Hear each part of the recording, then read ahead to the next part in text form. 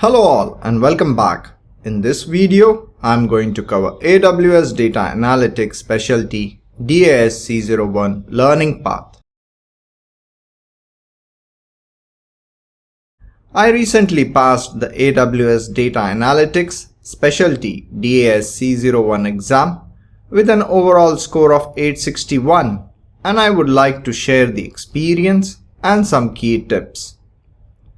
Professional and specialty exams are quite lengthy and tough as compared to the associate exams. Data Analytics Specialty, as its name suggests, is a specialization exam and is more focused on your ability to effectively demonstrate knowledge in AWS Data Analytics services and understand how they integrate with each other. The key domains covered in Data Analytics Certification exam cover the entire data flow starting from data collection, storage and data management, processing, analysis and visualization. It also focuses on security as the data flows through various services. Data collection domain covers the ability to select a collection system as per the frequency, volume, and the source of data, and the operational characteristics of the same. Storage and data management deep dives into data access and retrieval patterns, including long-term versus transient storage, structured versus semi-structured, sequential versus random access, bulk versus transactional, and microbatching. Processing domain covers pre- and post-processing of data, enriching, transforming, joining for batch and real-time workloads. Analysis and visualization covers analytics and proper representation of the data to match business needs. Security domain covers access control, key management and design, implementation of encryption at rest and in transit. You can go through the exam guide mentioned in the description for more details. Specialty exams are quite tough, lengthy and tiresome. Most of the questions and answer options have a lot of prose and need lots of reading, so be sure you are prepared and manage your time well. The exam consists of 65 multiple choice, multiple response questions to be answered in 170 minutes. That gives you approximately 2.5 minutes per question. Data Analytics exam has a scaled score between 100 and 1000, and the scaled score needed to pass the exam is 750. There is no negative marking, so make sure you attempt all. Specialty exams are currently priced at $300 plus tax. You can get additional 30 minutes if English is your second language by requesting exam accommodations. AWS exams can either be taken remotely or online. Choose as per your preference. Also, AWS does not release the result immediately now. You will have to wait for about 4 to 5 days for your exam results. I prepared for the exam for over 2 months, mainly covering an online course and practice tests. I would recommend you to have a consistent game plan and target it week by week. Take out an hour each day to go through an online course and do some hands-on exercises. Also, I have listed down some of the resources I used. Just choose an online course or practice test set and you should be good to go. As AWS certification exams are quite expensive, be well prepared and confident before you appear for the exam.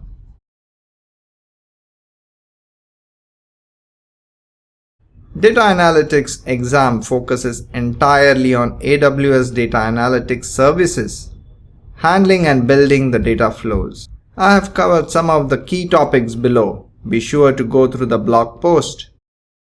AWS keeps on adding new services as the exam is updated, and I'll try to keep the blog post updated.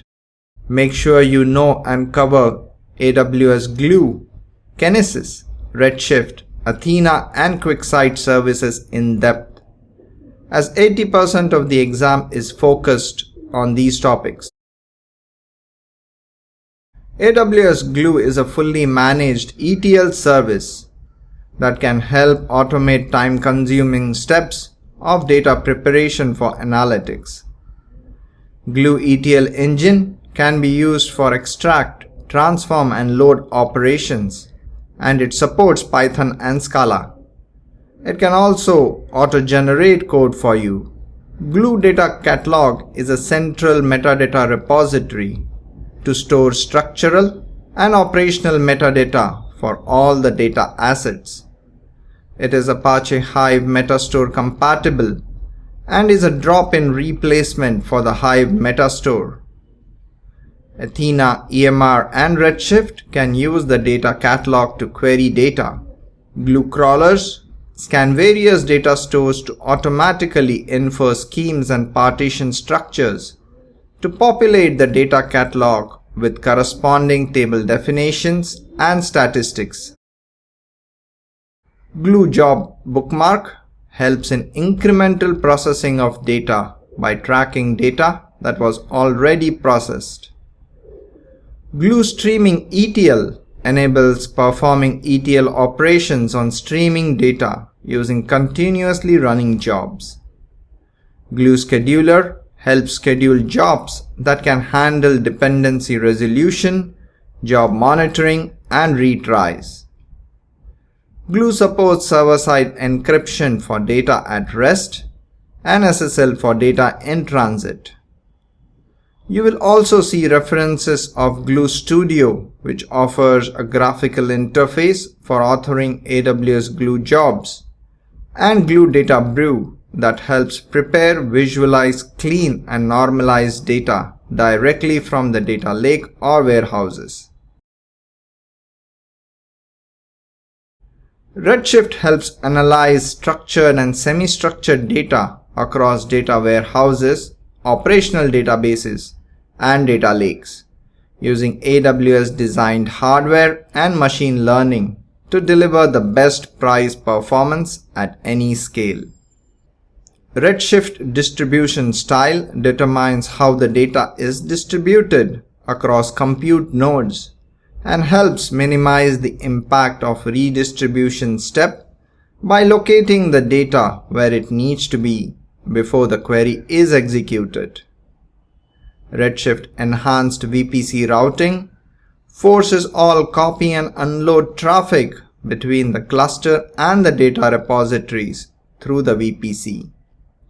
Redshift Workload Management, or WLM, enables user to flexibly manage priorities within workloads so that short, fast-running queries won't get stuck in queues behind long-running queries. Redshift Spectrum helps query and retrieve structured and semi-structured data from files in S3 without having to load the data into Redshift tables. Redshift Federated Query feature allows querying and analyzing data across operational databases, warehouses, and data lakes. Short Query Acceleration, or SQA, prioritizes selected short-running queries ahead of long-running queries. Redshift Serverless is a new offering which offers serverless option for Redshift. This doesn't yet appear on the exam. Also know Redshift best practices with respect to selection of distribution style, sort keys, and importing and exporting data. Remember, copy command allows parallelism and performs better than using multiple copy commands. Redshift supports encryption at rest and in transit. Redshift supports encrypting an unencrypted cluster in place using KMS. However, you can't enable hardware security module or HSM encryption by modifying the cluster. Instead, create a new HSM encrypted cluster and migrate your data to the new cluster. Be sure to expect this in the exam.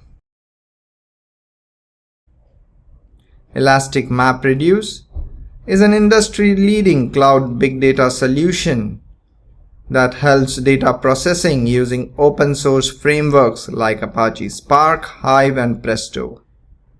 It supports data storage in both HDFS or EMRFS, the EMR file system, that helps extend Hadoop to add the ability to directly access data stored in S3 as if it were file system like HDFS. You can use consistent view to make sure S3 objects referred by different applications are in sync. Although it is not needed now as S3 implements S3 strong read after write consistency. EMR supports encryption in transit and encryption at rest using KMS, LUKS encryption for local disks, and EBS encryption. Hive Metastore can be externally hosted using RDS, Aurora, and AWS Glue Data Catalog. And there are various other open source technologies that might appear in the answer options. Be sure to know them. Kinesis helps process and analyze streaming data at any scale.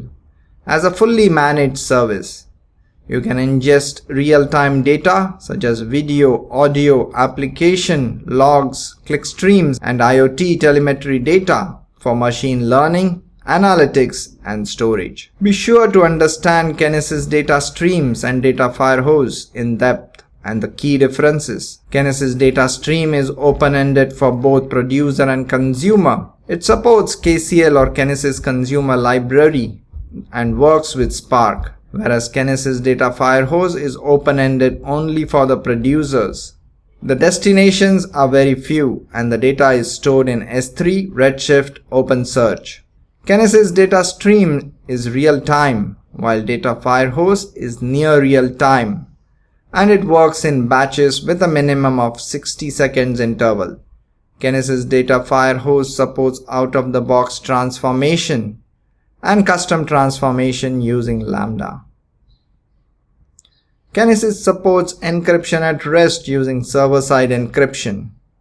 Kinesis Producer Library supports batching and exponential back-off retry. Kinesis Data Analytics helps transform and analyze streaming data in real time using Apache Flink. It also supports anomaly detection using random cut forest machine learning algorithm. It can join reference data stored in S3 with the real-time data. OpenSearch or Elasticsearch. OpenSearch is a search engine that supports indexing, full-text search, faceting, and other features. It can be used for analysis and supports visualization using OpenSearch dashboards, which can be real-time. OpenSearch service storage tiers support hot, ultra-warm, and cold storage tiers, and the data can be transitioned using index state management with policies defined. QuickSight is a cloud-native, serverless business intelligence with native machine learning integrations, allowing insights for all users. QuickSight provides Standard and Enterprise Edition.